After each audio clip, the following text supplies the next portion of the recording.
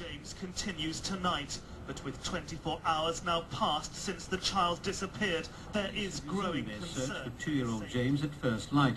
They'd concentrated on the area around an underground reservoir, but gradually widened the hunt to check local railway lines. Friday, February the 12th, 1993. A 2-year-old toddler goes missing from a shopping centre in Liverpool. His mother, Denise Bulger, made a tearful appeal for the boy's return. If you've got me baby, come back. But James was already dead. His mutilated body was found 2 days later on the railway line. All I will say to you is that the injuries are absolutely horrific, and at some stage since Friday, unfortunately, he'd been in contact with a train. For the first time, Albert Kirby, the officer charged with hunting James's killers, gives an insider's view of the crime. What he discovered about the murderers has challenged his beliefs and changed his life forever.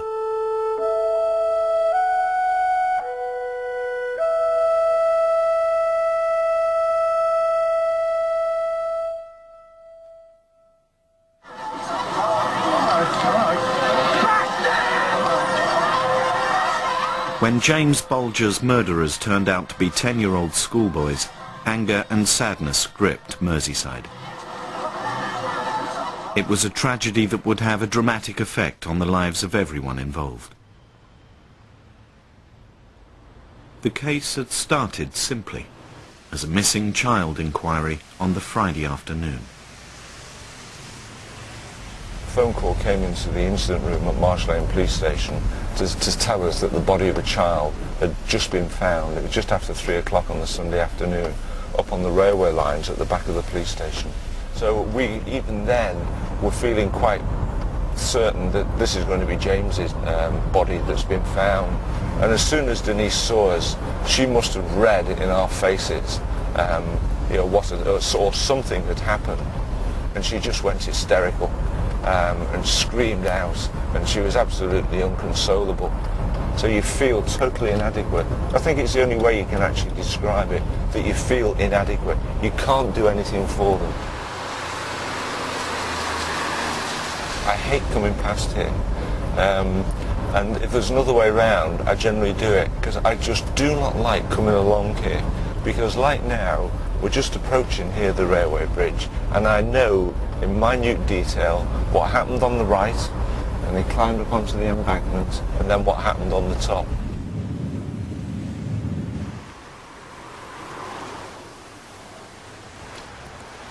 I can never really say this is a place I particularly wanted to come back to again, and certainly I'm coming back here on such a horrible, wet, miserable day as today is.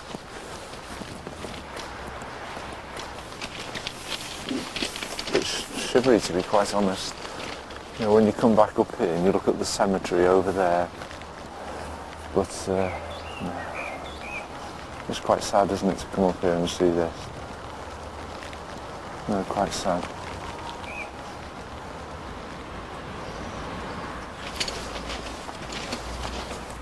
I think it's probably somewhere up here on the right-hand side. Yes, here we are. Look at that. You know, after all this time, even the markings that the scenes of crime officers made as to where the blood was splattered up on the wall are still there. So you can see the severity of actually the way in which the poor little mite was attacked. Very sad to see that. This is then where James died, do you think? Yeah. In that one spot there.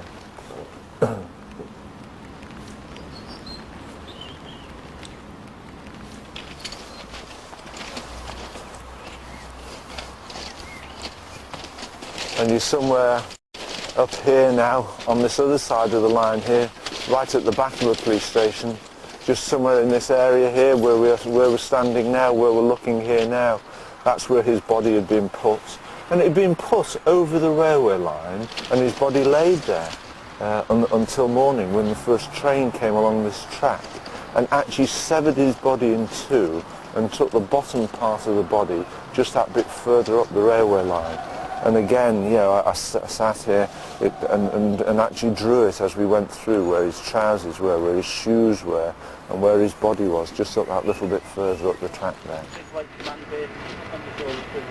His clothes were all scattered around here. His little shoes were down here, his underpants were here, his trousers were here.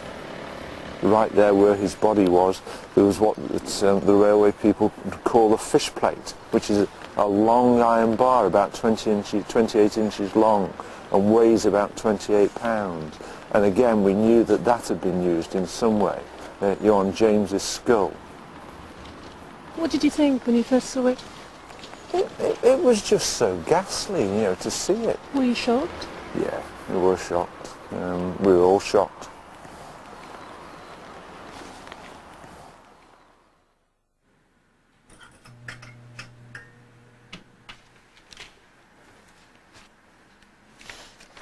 Doing postmortems on children can be upsetting, particularly if you've got a young family.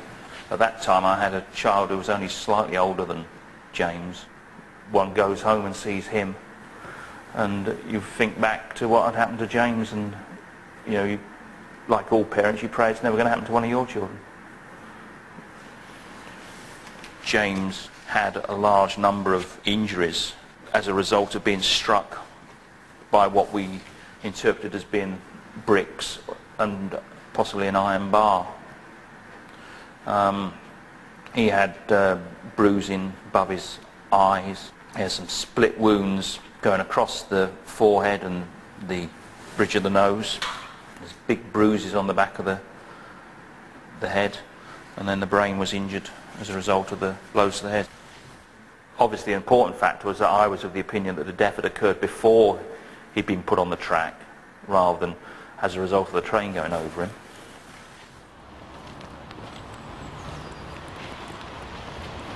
I think when I first saw it, my thoughts were even up until that stage, that it's some grown-up who's done this, probably somebody like a paedophile who'd found the little boy and brought him up here. You know, because you've got to ask the questions, why was he have no clothes on from his waist downwards? Why had been stripped, his shoes, socks, underpants, everything taken off? So it gave the indication more that it was somebody who, perhaps even for some sexual perversion, had brought him up here and done that to him. When you look around here, you can see the houses, and we knew that some journalists were trying to get into these properties, and there was no way I was going to allow any journalist to take photographs of a young child's body. That once the tents were in place over the scene, then I knew that no one could pry. I was frightened that somebody would have had a photograph. And can you imagine if Mrs. Bulger or members of their family had picked up and seen that the next day? It would have been absolutely devastating for them.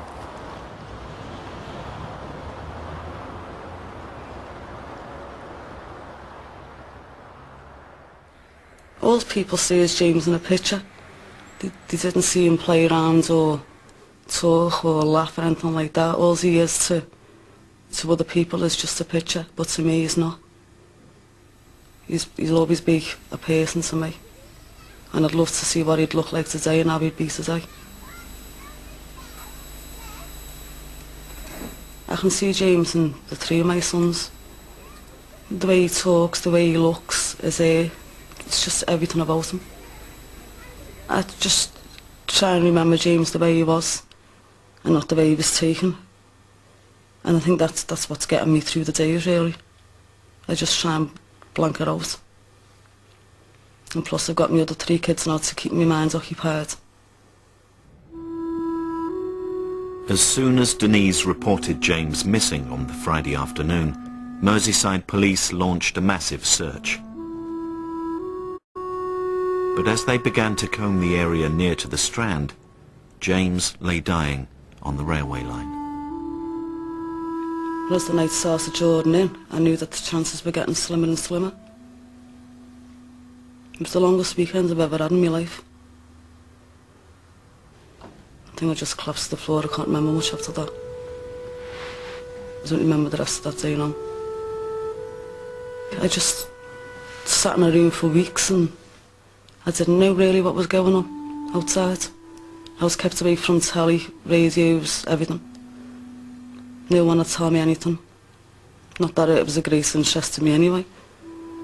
Just I thought I've lost everything anyway, so I don't care what happens now.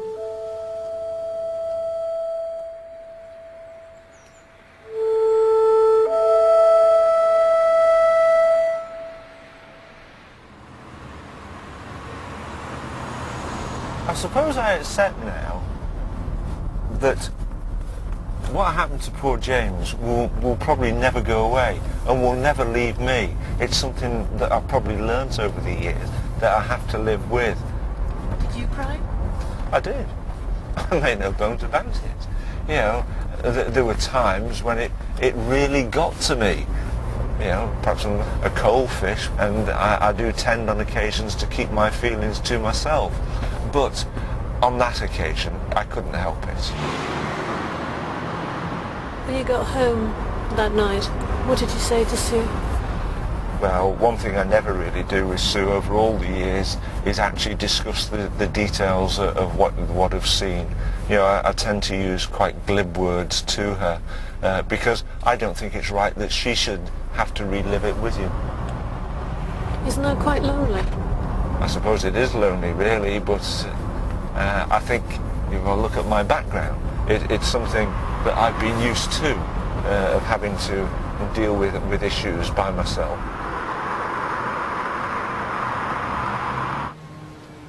All Albert told me, really, was that the little boy had been found. So I knew something awful had happened to James, but otherwise, no. I think there'll always be details that Albert will keep to himself that nobody will know. Perhaps even the boys won't remember them.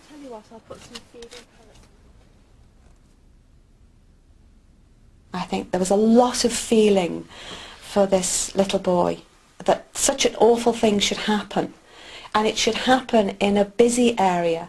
This wasn't where he'd run away and fallen in water or been enticed away somewhere else. This was in a busy precinct, which I used when Ian was little because it was safe.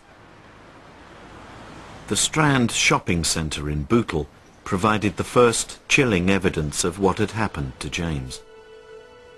Police uncovered CCTV pictures of James playing outside the butcher's shop.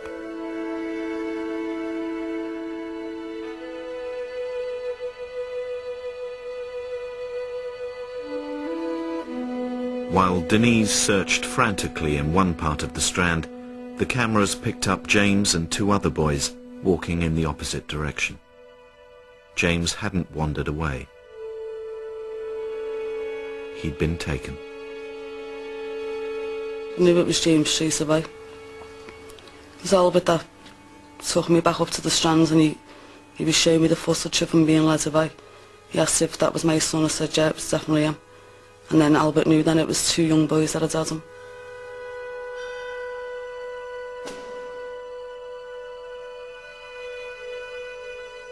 It wasn't minutes, it was just seconds.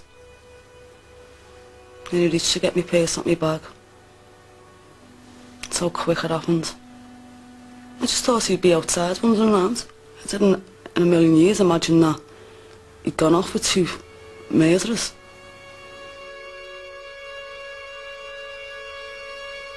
These are the last clear images of James before his death. As soon as I saw the video footage, I realised that this was going to be a massive story.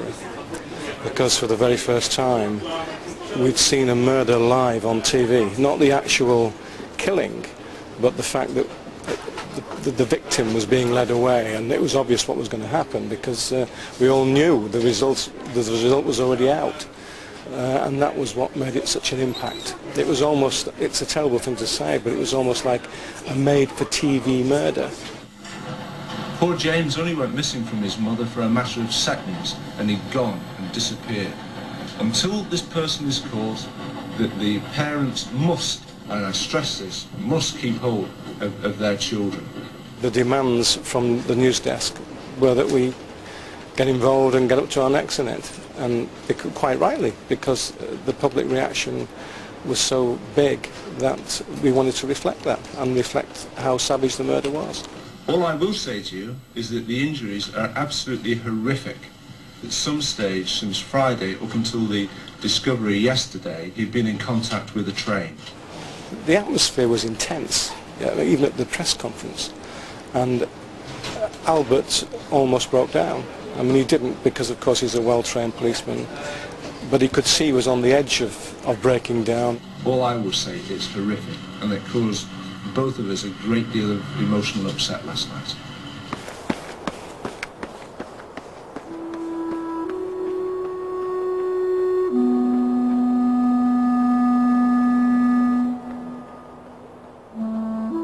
Detectives believe they're now building up a better picture of the abduction which led to the killing of James Bulger.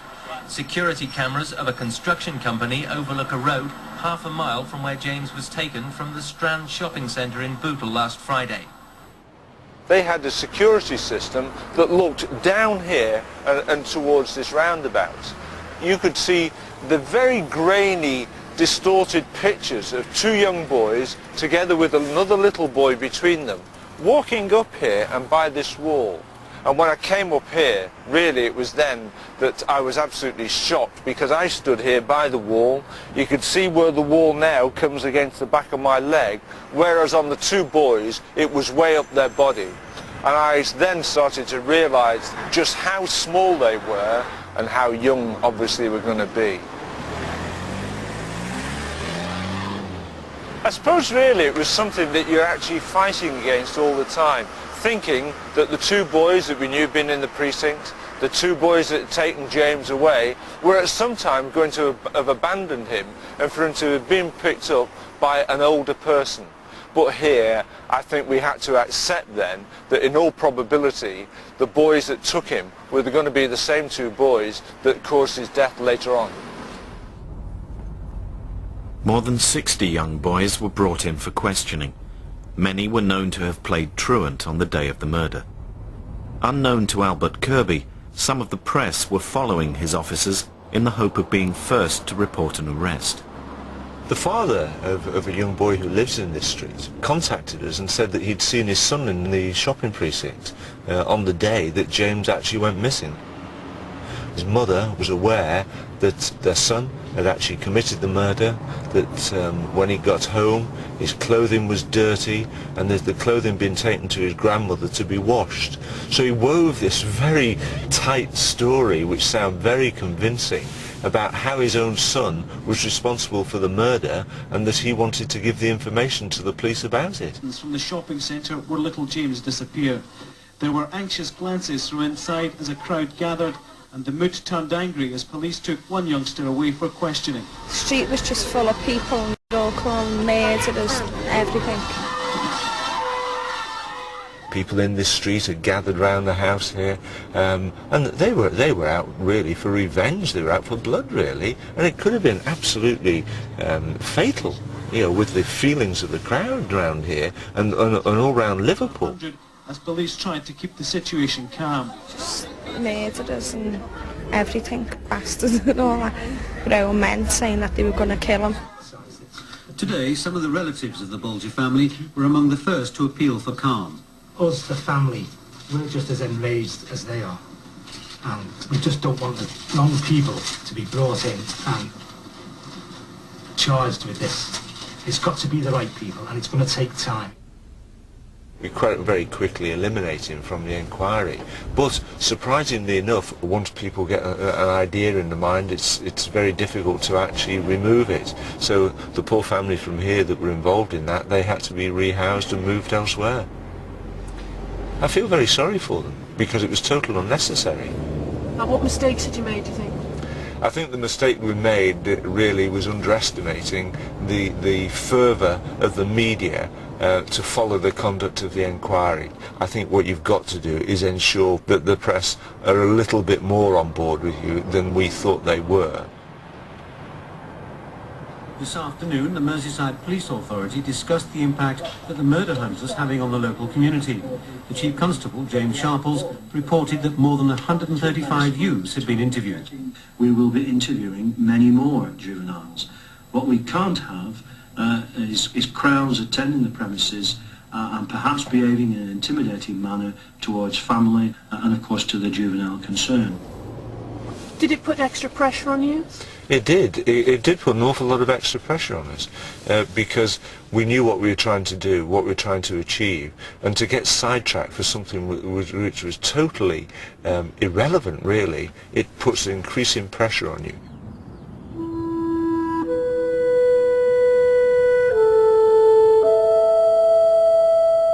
I lost a lot of sleep.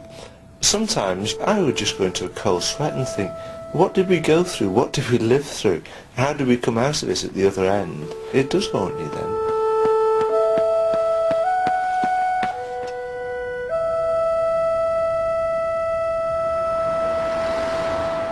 Tonight we start with new details that have just become available on the case that's been uppermost in all our minds this week. We'll start with that security video picture. The Ministry of Defence has employed the same enhancement techniques that were used during the Gulf War. This boy is now fairly recognisable. He's 4 foot 9 inches. He has a roundish face with a small nose and short hair. It's been widely assumed these two are responsible for the little boy's death. But of course we must keep in mind the possibility that they were trying to help him. If you recognise them, please call us. A lady came in and said that she'd seen one of the appeals that I put out on the television, and she thought they looked remarkably like Thompson and Venables, and I know that they're always absconding from school. The police moved in to arrest 10-year-old Robert Thompson and John Venables. We didn't want that repeat of what happened at Snowdrop Street. We were a little bit more careful in the way that we dealt with it. Even neighbours weren't aware that we'd been into their houses and brought them away. It was Robert Thompson that was brought here because he doesn't live that far away from here. And just at the back of the cells there behind me is the what we would call the juvenile detention room where they were detained. First impressions of Robert were largely related to just his size and how young he was. He stood out in those circumstances, in that environment. A young lad of 10 years of age just seems entirely alien. Robert Thompson was the first to be interviewed by the police. I knew very well I couldn't shout at him or raise my voice or be too difficult with the questions because he was quite astute to that. He wanted to argue back against me if I gave him a difficult question, so I had a worded sort of patronising way. No, you know these video films, don't you? I went too fast here, right? You know these videos, these video cameras? They're plugged onto the ceiling. Correct. And they look down on everything that goes on in the Strand, don't they? You shaking your head, see? Yeah. I know the truth. I believe I know the truth. I was there. That's right. You waved. Correct, but I know that a lot of things have gone on. Yeah, well, do you know it was me that killed him? It wasn't. I never even killed him.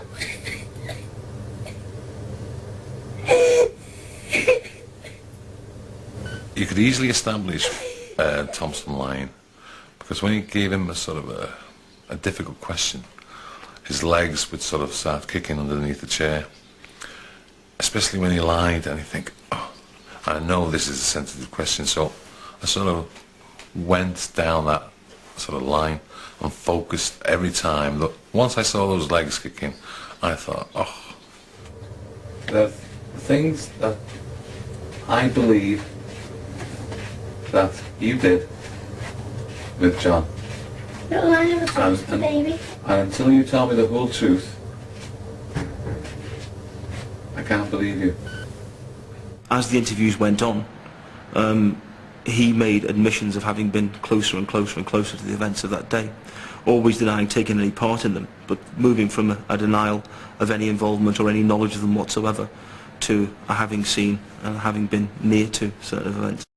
Why would I take flowers over to the baby? I don't know. It's up to you. If I killed him.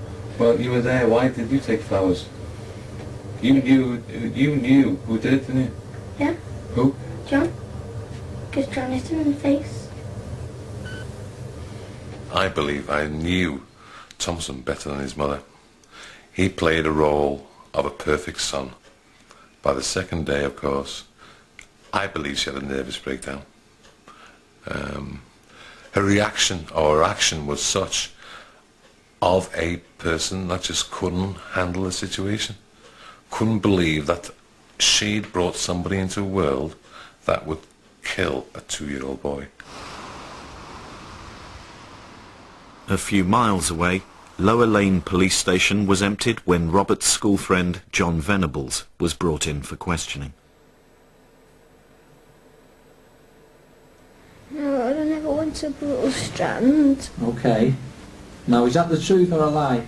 The truth. But you do understand the importance of telling the truth, don't you? Yeah. Well, I couldn't believe when I first saw John that he could possibly be responsible for anything heinous. There was this little boy, supposedly 10 years old, looked more like an 8-year-old, angelic little face, very polite, very respectful, clearly from a respectable background. His mum was there, very nice lady, and I just thought it was another truanter.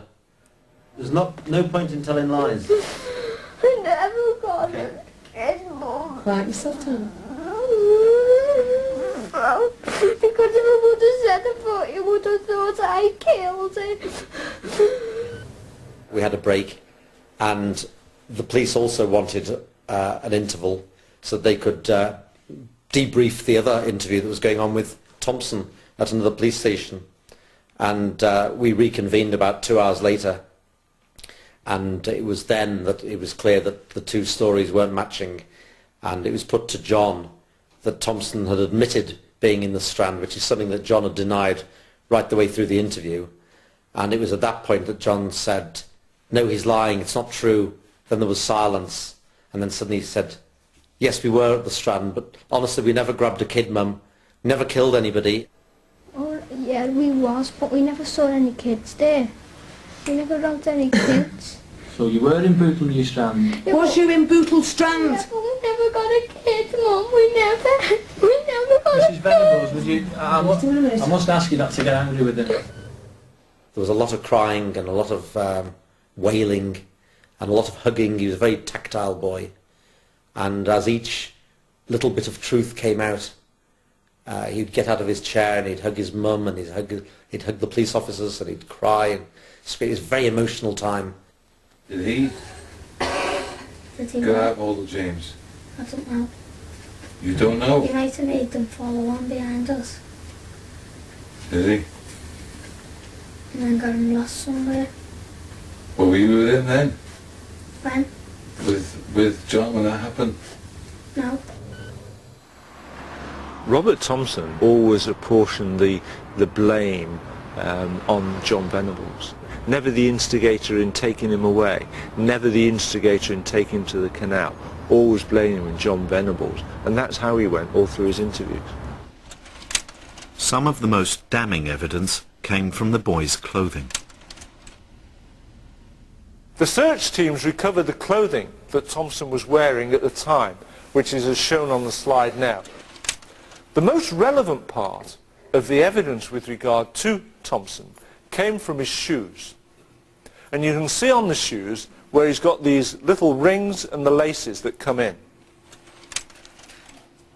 When James's face was cleaned up, you could see clear marks on his skin, on his face.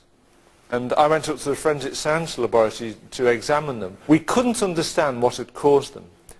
A scientist came into the laboratory from another area, and he was invited to look at it. And he immediately said, yes, I can tell you what that is.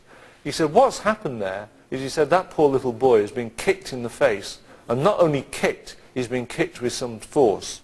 And those lines on James's face, those circular lines, have in fact been caused by the outside right edge of Thompson's shoe. Yeah, when you're saying that I've got blood and you think it's off by James. Correct.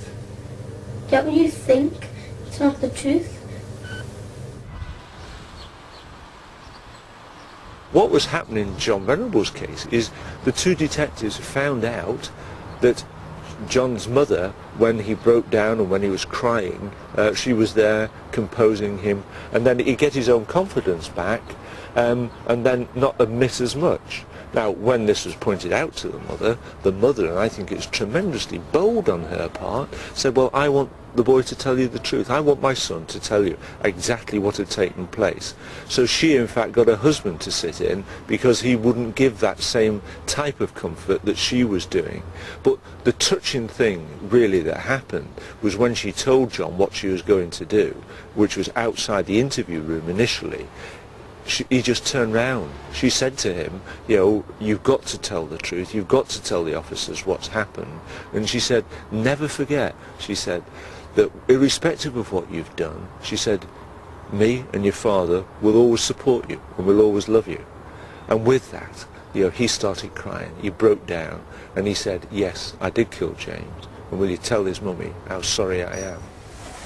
A short while ago, as is detailed on your custody record out there, you had a conversation with your mum, and you then requested that myself and Dave Tanner come into the room.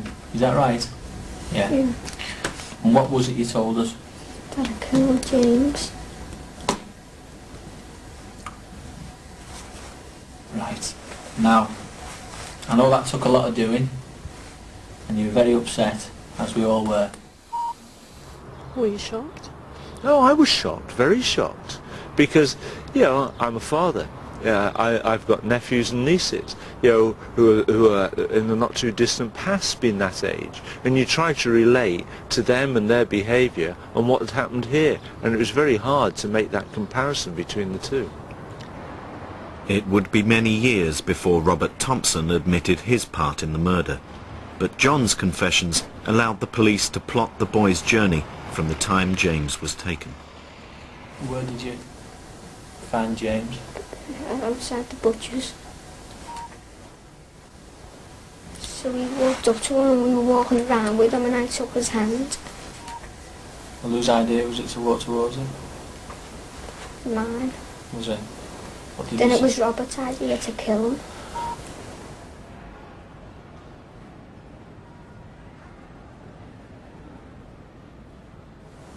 And we went outside to the canal. What for? Don't know, we said let's throw him in the water. He was persuading him, he said kneel down and let's look at the water and all that, but he wouldn't. Because when we wouldn't get him down, Robert picked him up and threw him on the floor, and that's where he got his bump on his head. Who took hold of him? Robert. He was dragging him along the road where the security camera was. Where'd you go with him after that? The reservoir where that woman spotted us. Is young James walking with you by this time, or are you still having to pull him? And he was walking with us. Was he upset, or had he made friends with you? He was all nice. He said he wants us more. So what did you say to him? What did you say? You? We're going to try and find us, Mum. Where did you leave him then? On a reservoir place. I don't believe you would have left him there. You took him away from where the reservoir is and walked down somewhere else. Where? Going towards the police station. I never killed him. Why had you carried on walking away with him up to the reservoir? Take him up to Walton Village. What were you gonna? Why were you taking him up to Walton Village? Don't know, we didn't know what to do. You walk along where? To the train track. The boys had walked James nearly 3 miles from the shopping centre. 38 people had seen them. Some had even talked to them. Each time they were asked about James, Robert Thompson and John Venables had lied. I think in the latter part of the journey down here, you can see where there's been so many opportunities for them to have handed James into an adult, or even here to cross over the road and go to the police station, hand him into the police officers, and for him to be returned to his mother. But no, that didn't happen. I think that they premeditated, they knew what they were going to do, and without any excuse at all, they're actually showing just how evil they were on that day and how that they'd intended, one way or another, to kill a child.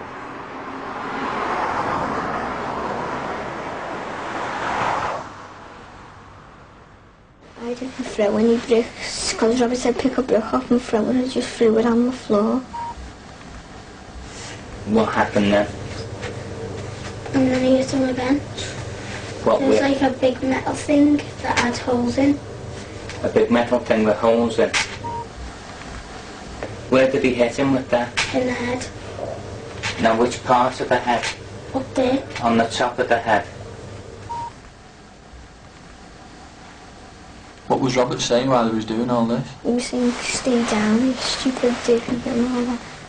Why did he want him to stay down? Don't know. Wanted him dead, probably.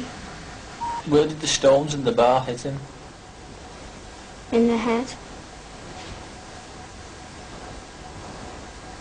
And you say the bar knocked him out? Yeah. Onto the railway track. And what happened then? You know, he was just lying there. Just finished now because I can't speak anymore.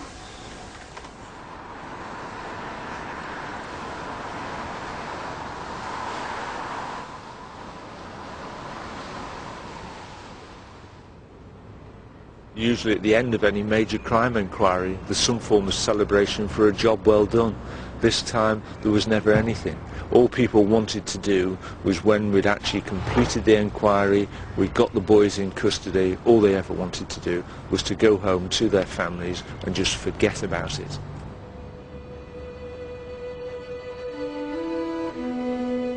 A reading from the book of Revelation. I, John, saw a new heaven and a new earth. Then I heard a loud voice call from the throne. You see this city? Here God lives amongst men. He will make his home amongst them. They shall be his people, and he will be their God. His name is God with them. He will wipe away all tears from their eyes. There will be no more death, and no more mourning or sadness.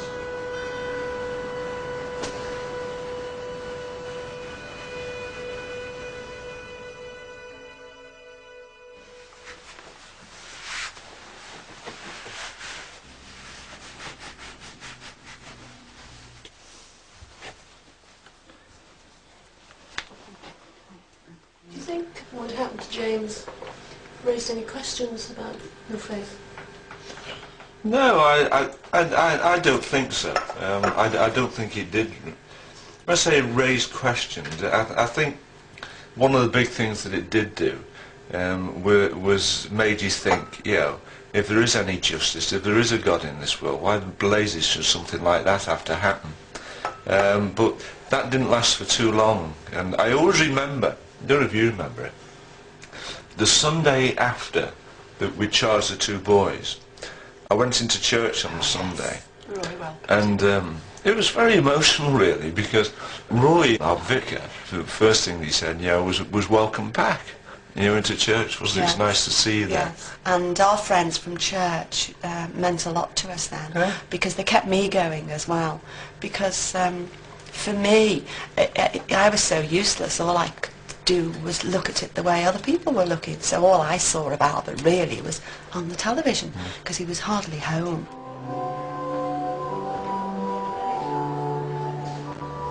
I think that by having that faith, and by going through what we did, it enabled me quite easily to realise that these incidents that you've gone through over the years, they're exceptional incidents, they're not the norm, and realising that you're dealing with the abnormal, and that when you're in church and the people who I meet in church, they're not subjected to what I've been subjected to over the years.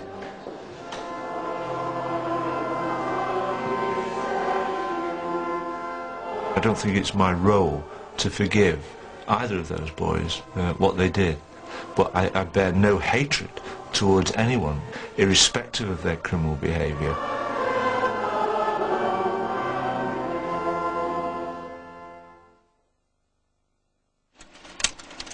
The first boy we'll talk about is Robert Thompson. Thompson is one of 7 boys in his family. The youngest was 6 months old, the oldest was 20 years at the time of their arrest. Now, out of those, 6 of the boys had the same father. The father in that particular case had abandoned the family about 3 or 4 years before the murder took place. What had happened was he'd been in prison for a long time for very serious crimes that I was involved in the investigation of, and when he came out, he just abandoned the family. Mrs. Thompson was left with nothing then, to care for the family. And sadly, at that time, she decided to take solace and drink, and that really ruined her life and put an awful lot more responsibility onto the boys to look after themselves and bring themselves up. Now, John Venables is a completely different child in so much as his background is concerned. He's one of 3. Both his brother and sister are educationally subnormal, but there was never anything with regard to him which indicate that his education was lacking in any way at all. He was always considered, in fact, potentially to be quite a bright lad. But there was also a lot of evidence that he was a hyperactive lad, that he was very aggressive and that he was fighting. There was an occasion where he tried to strangle another boy with a ruler, which is well recorded and documented. If he was spoken to or if he wanted to seek attention, he'd roll round the walls in the classroom and pull pictures, etc., that were on display. Really bizarre type of behaviour. But also, he'd been the subject of bullying in school, and some of that bullying had been instigated by Thompson himself.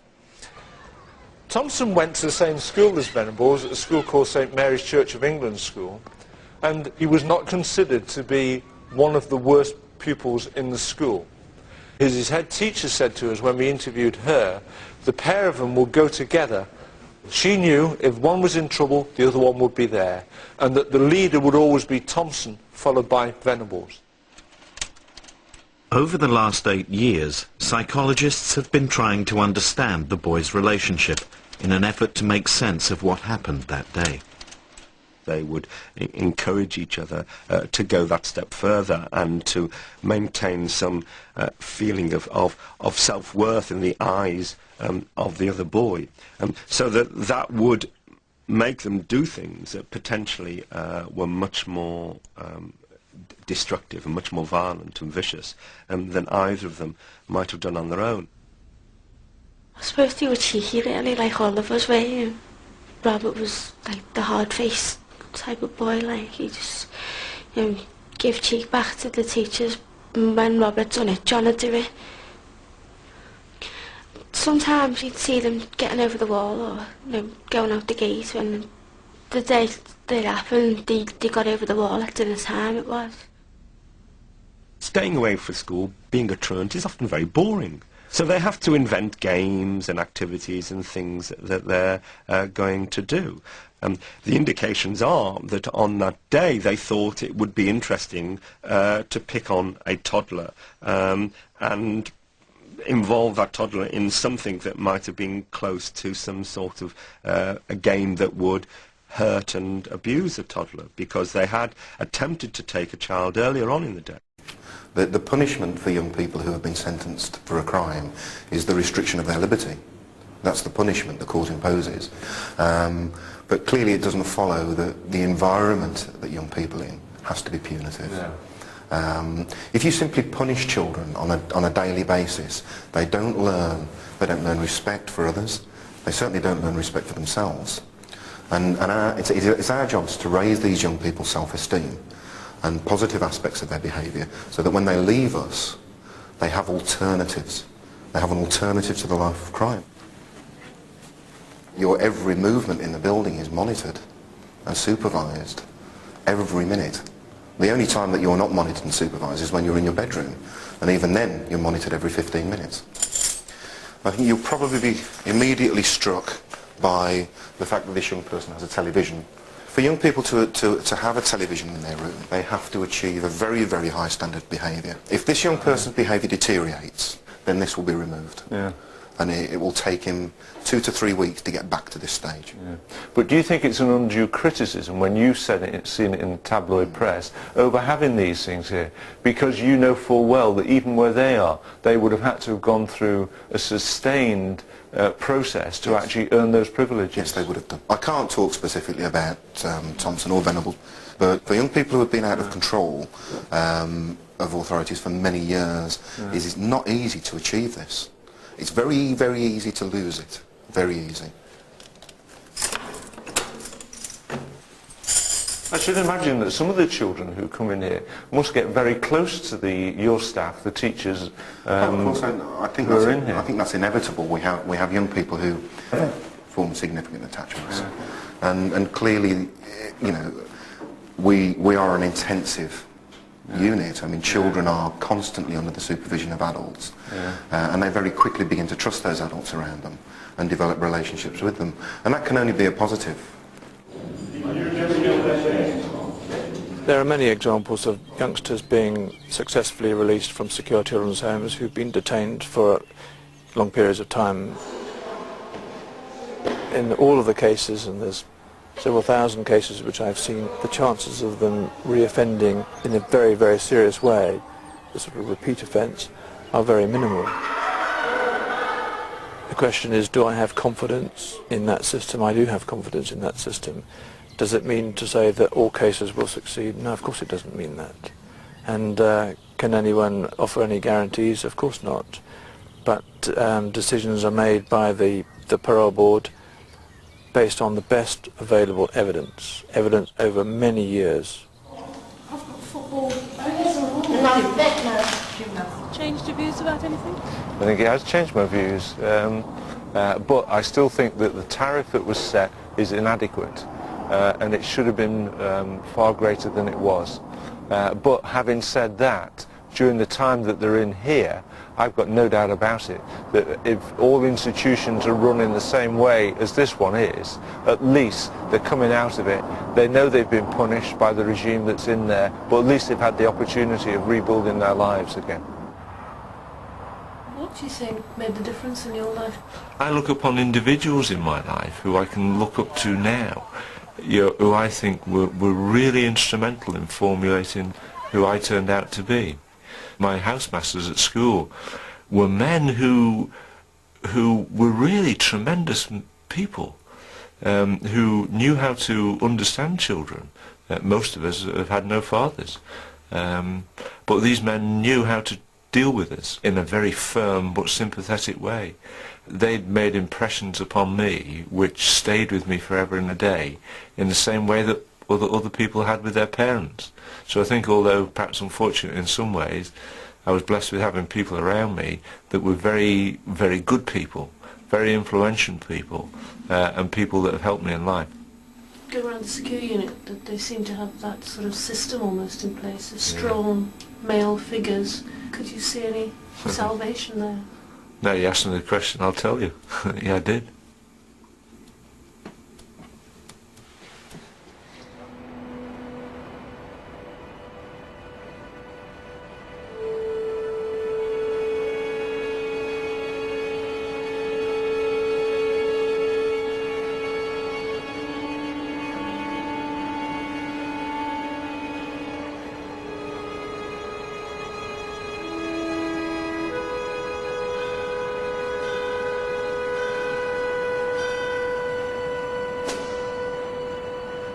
Were you the same man at the end of the case as you were at the beginning?